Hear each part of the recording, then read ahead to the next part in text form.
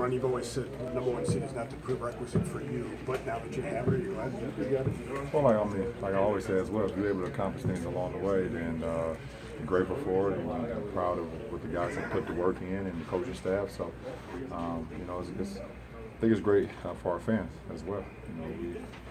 We're able to advance even more. We guarantee ourselves more home games if we're able to play well, and our fans get an opportunity to watch us. And you'd play 22 of the first 24 minutes. I mean, that's playoff style for you. Were you going for it tonight?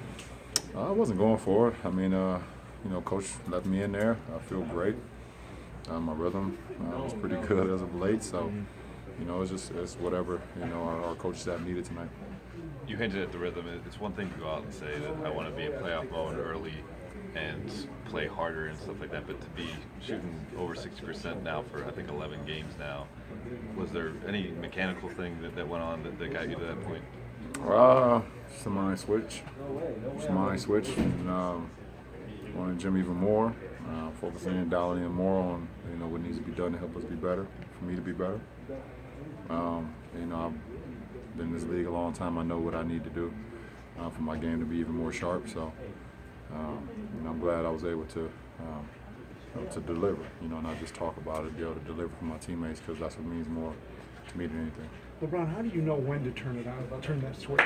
At what point? It's just a feeling. It's just a feeling. It's not a game. It's not a time of the month. It's not it's just a feeling. And I know it. I know when the switch for me needs to be turned, and I was able to do it at the right time. Ron Kyrie shared with Allie in the post game. He sent you a text, you the first one after the Chicago game. He said, "I've got to be better." Can you kind of paraphrase what you said to him and talk him up a little bit? I told him we all need to be better.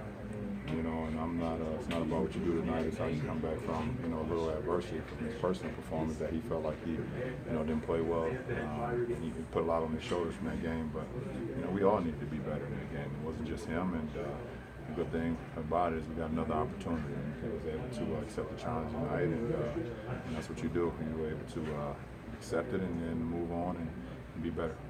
So what are the next, I mean, you might not play again until Sunday. What are the next 6 days like for you?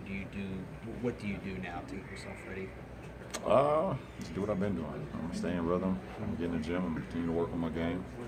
Continue to do my conditioning and everything I've been doing as of the last 8 months, 9 months. And once the playoff thing is set on probably Wednesday night, then I'll start locking in on my opponent. Bro, these last couple of weeks, the grind you've been on, the mission you've been on, the change and demeanor and everything, is there another step from this for postseason play, or are you in that mode right now? No, I'm in that mode right now. But as far as locking in on my individual opponent, it'll even get even more deeper, because I understand I got to face that guy and that team at least 4 times. So as far as that personal kind of vendetta that I have versus my opponents in the postseason will, ratchet up a little bit more. But as far as me personally, I'm where I want to be. You know where your three-point shot percentage has been most of the season. The last 10 games or so, you're over 50%. Is that just in line with everything else we're talking about, or have you made any alterations with selections? We're just getting in the gym, watching film, looking at mechanically, seeing things I can change. Just being on balance. Changed a couple things from the perimeter as far as my shot. Changed my free throw stance a little bit more. Like I said, I understand I'm not a big golfer, but I can understand sometimes when those guys change their swing sometimes, and they can maybe even change their golf clubs. They feel like just one little switch, can hit them and drive that ball 400 instead of 360. So, that's the way I feel. When you're making shots like you are now, do you feel like you can almost do whatever you want offensively? Well, I'm just in a good rhythm. I'm blessed to play with some guys, a great group of guys that allow me to go out and put pressure on the defense, take what I want. And, when you dedicate yourself to the gym and you dedicate yourself to a work ethic, then you are able to live with whatever the result is. And, so for me, that's just, it's easy money for me because I know how much work I put into it.